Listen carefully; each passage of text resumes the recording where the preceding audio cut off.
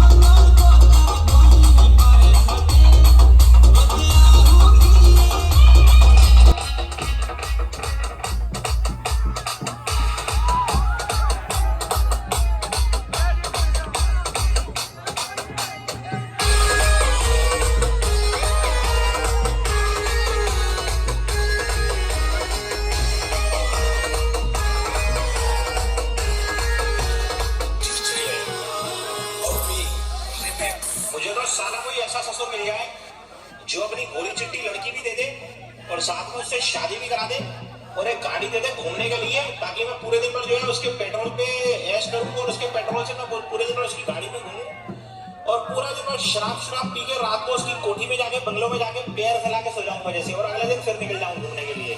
ओम नमः नमः सासु देवी ससुर देव नमस्ते ससुर घरे भगवान गणी तू समस्ते।